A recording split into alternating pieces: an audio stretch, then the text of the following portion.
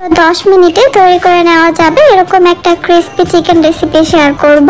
খুবই সহজভাবে তৈরি করে দেখানোর চেষ্টা করেছি। বাচ্চাদের টিফিনের জন্য অথবা বিকালে স্ন্যাক্স হিসাবে আপনারা এই রেসিপিটি তৈরি করতে পারেন। উপর থেকে অনেক বেশি ক্রিস্পি আর ভিতর থেকে জুসি হওয়ার কারণে কিন্তু এই চিকেনটা খেতে অনেক বেশি টেস্টি হয়। আশা করছি আমার আজকের রেসিপি আপনাদের কাছে ভালো লাগবে। ভালো লাগলে আমার চ্যানেলটি সাবস্ক্রাইব করবেন আর বেল বাটনটি অন করে রাখবেন আমার পরবর্তী ভিডিওর নোটিফিকেশন সবার আগে পাওয়ার জন্য। তাহলে আর কথা না বাড়িয়ে আমি রেসিপিতে চলে যাচ্ছি। এখানে আমি 200 গ্রাম বোনলেস চিকেন নিয়েছি আর এই চিকেনগুলিকে পাতলা আর লম্বা করে আমি কেটে নিয়েছি। এরপর খুব ভালোভাবে ধুয়ে পরিষ্কার করে নিয়েছি। এরপর এখানে আমি একটা ডিম দিয়ে দিচ্ছি। আদা রসুন বাটা দিয়ে দিচ্ছি হাফ চা চামচ করে, 1 চা চামচ। এবার দিয়ে দিচ্ছি 1/4 টিস্পুন হলুদ গুঁড়া। মরিচ গুঁড়া দিয়ে দিচ্ছি হাফ চা চামচ। ধনিয়া গুঁড়া দিয়ে দিচ্ছি হাফ চা চামচ। জিরা গুঁড়া দিয়ে দিচ্ছি হাফ চা চামচ। কালো গোলমরিচের গুঁড়া দিয়ে দিচ্ছি 1/4 টিস্পুন। এখানে আমি দিয়ে দিচ্ছি 1/4 টিস্পুন টেস্টিং সল্ট। টেস্টিং সল্টটা কিন্তু একদমই অপশনাল, আপনারা অবশ্যই স্কিপ করে যেতে পারেন যদি ভালো না লাগে। লবণ দিয়ে দিচ্ছি 1/4 টিস্পুন। লবণের পরিমাণটা আমি কমিয়ে দিলাম কারণ আমি এখানে সয়া সস দিব আর সয়া সসেও কিন্তু লবণ থাকে, তাই লবণটা বুঝে দিতে হবে। 1 টেবিল চামচ দিয়ে দিচ্ছি টমেটো সস।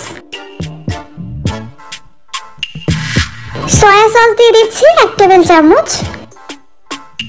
দিয়ে দিচ্ছি লেবুর রস, এখানে 1 টেবিল চামচের মতো হবে। এবার এই সব কিছুর সঙ্গে চিকেনগুলিকে খুব ভালোভাবে মিশিয়ে নিচ্ছি। চিকেনগুলিকে মশলার সঙ্গে ভালোভাবে মিশিয়ে নেওয়ার পর আপনারা চাইলে 10 মিনিটের মতো এটাকে রেস্টে রেখে দিতে পারেন। যেহেতু আমি কম সময়ের মধ্যে করব তাই আমি আর রেস্টে রাখবো না। ভালোভাবে মিশিয়ে নেওয়া হয়ে গেলে এগুলোকে একটা সাইডে সরিয়ে রাখবো আর কোটিং এর জন্য আমি শুকনো উপকরণগুলিকে রেডি করে নিব। কোটিং এর জন্য আমি এখানে নিয়ে নিচ্ছি হাফ কাপ ময়দা, সঙ্গে নিয়ে নিচ্ছি 3 টেবিল চামচ কর্নফ্লাওয়ার। কর্নফ্লাওয়ারটা ছাড়াও কিন্তু আপনারা শুধুমাত্র ময়দা দিয়েও কোটিংটা করে নিতে পারবেন। এবার এখানে দিয়ে দিচ্ছি 1/4 টিস্পুন জিঞ্জার পাউডার আর দিয়ে দিচ্ছি 1/4 টিস্পুন গার্লিক পাউডার। হাতের কাছে যদি না থাকে তাহলে স্কিপ করতে পারেন। 1/4 টিস্পুন দিয়ে দিচ্ছি লবণ। কালো গোলমরিচের গুঁড়া দিয়ে দিচ্ছি 1/4 টিস্পুন। লাল মরিচের গুঁড়া দিয়ে দিচ্ছি হাফ চা চামচ। এবার এই সব কিছুকে খুব ভালোভাবে আমি মিশিয়ে নিচ্ছি। শুকনো উপকরণগুলিকে ভালোভাবে মিশিয়ে নেওয়ার পর এবার আমি এখানে 1 পিস চিকেন দিয়ে দিচ্ছি। চিকেনের টুকরোটাকে আমি খুব ভালোভাবে কোট করে নিব শুকনো উপকরণগুলির সঙ্গে। চেপে চেপে করা যাবে না, হালকা হাতে কোটিংটা করে নিতে হবে। এরপর ঝাঁকিয়ে এক্সট্রা ময়দার মিশ্রণগুলি ফেলে দিতে হবে। ময়দার মিশ্রণে কোটিং করার পর চিকেনটা এরকম হয়েছে আর এরকম হলেই কিন্তু চিকেনটা অনেক বেশি ক্রিস্পি হবে খেতে। এখন আর দেরি না করে আমি সরাসরি চিকেনগুলিকে ঠিক একইভাবে কোটিং করে তারপর ভাজতে চলে যাচ্ছি। চুলায় একটা প্যানে পরিমাণ মতো তেল নিয়ে নিয়েছি আর এই তেলগুলিকে হাই হিটে আমি ভালোভাবে গরম করে নিয়েছি। এরপর একটা একটা করে আমি চিকেনের পিসগুলিকে দিয়ে দিচ্ছি।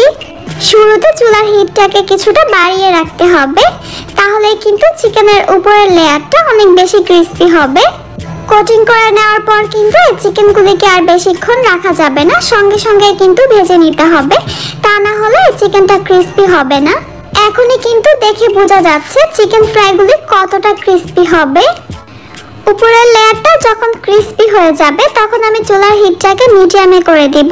এতে করে চিকেনগুলি ভিতর থেকে খুব সুন্দরভাবে কুক হয়ে যাবে। যেহেতু চিকেনগুলি পাতলা করে কাটা, এই চিকেনগুলি সিদ্ধ হতে খুব বেশি সময় লাগবে না। 7 থেকে 8 মিনিটের মধ্যেই কিন্তু এই চিকেন ফ্রাইগুলি হয়ে যাবে।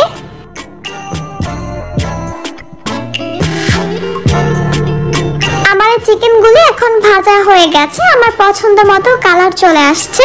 তবে আপনারা চাইলে আরো কিছুটা ডার্ক করে ভেজে নিতে পারেন। আমি এই চিকেনগুলিকে এখন তেল ঝরিয়ে তুলে নিচ্ছি। দেখেই হয়তো আপনারা বুঝে গেছেন এই চিকেন ফ্রাইগুলি কতটা ক্রিস্পি হয়েছে। উপরে একদমই ক্রিস্পি লেয়ার আর ভিতরে সফট আর জুসি।